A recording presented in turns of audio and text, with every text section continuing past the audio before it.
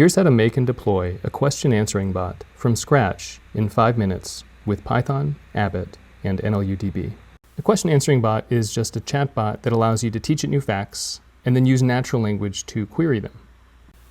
All right, so we're really going to start from scratch here. We have an empty replit, and we'll create a dispatch function. So this is just like the outer loop of the bot that's going to accept all of the user messages and then return a response. And we'll create a little test method call here by asking it the question, what is the key code for the New York office? And when we run it, we see hi. That's exactly what we hope to see. And so now let's make this a little bit more nuanced. So we'll say if it's a question, then we want to answer the question.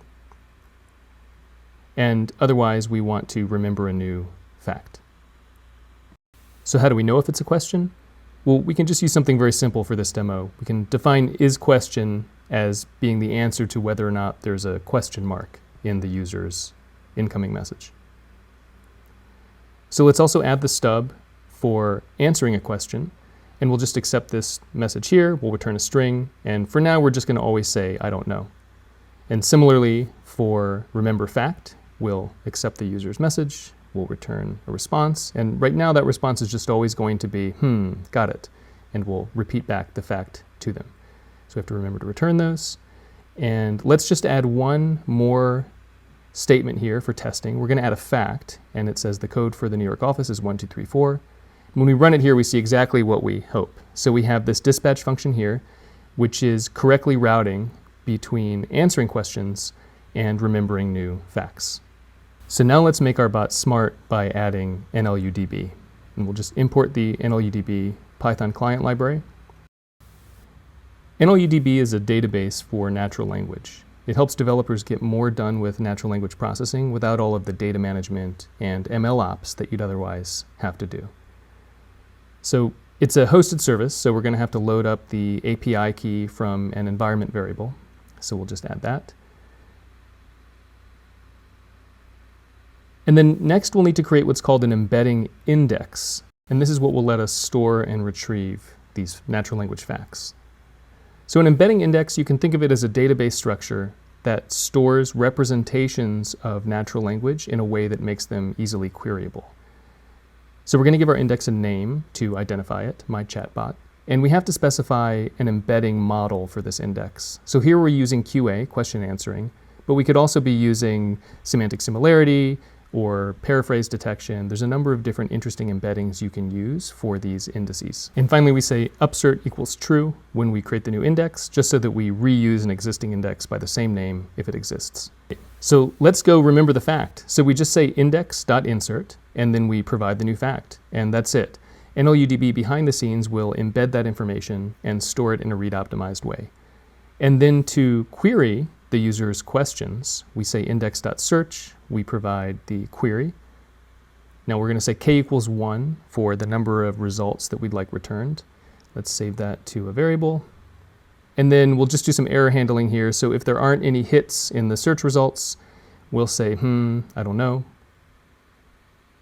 And otherwise we'll load the hit. We asked for 1, so we'll just load the first one here. And then we'll look at the score of the hit. So that hit.score is the confidence level of the match between the question and the proposed search result. So if it's less than 40%, we'll say, I'm not so sure about that. And then otherwise, we'll just return the value of the hit, which is the actual search result, the fact that it retrieved from the index. And that's it. So let's run it. It says, I don't know. The code for the New York office is 1234.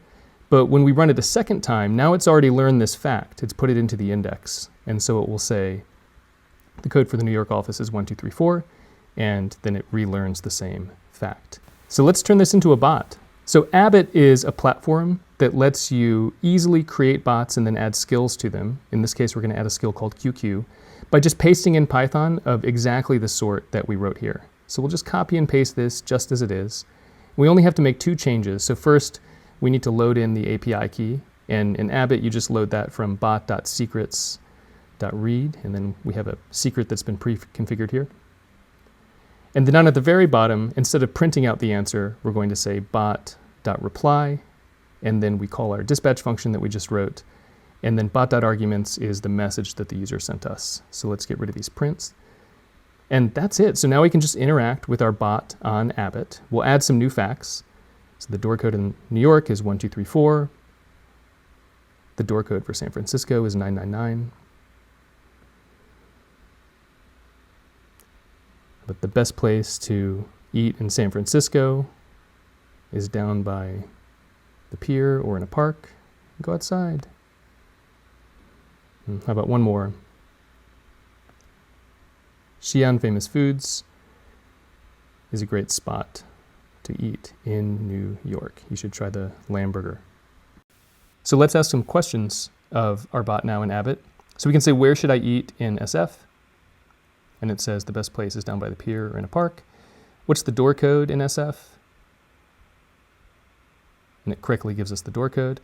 And anything you do in Abbott is also linked live to any Discord or Slack servers that Abbott's configured with. So we can actually just interact with the bot we just wrote in Discord too. So let's just hop over there. We can say, where should I eat in SF? And it'll answer us. And we can teach it a new fact.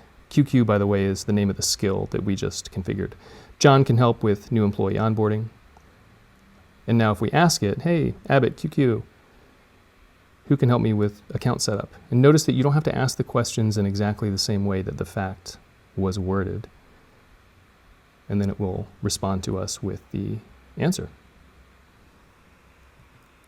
So you just saw in literally 5 minutes from complete scratch how you can make and deploy all the way into production a bot that flexibly can learn new facts and then answer questions about those facts. And there's a lot of different uses for that. If you're interested, go to nludb.com. We're in a private beta right now, and we would absolutely love to chat with you about joining it.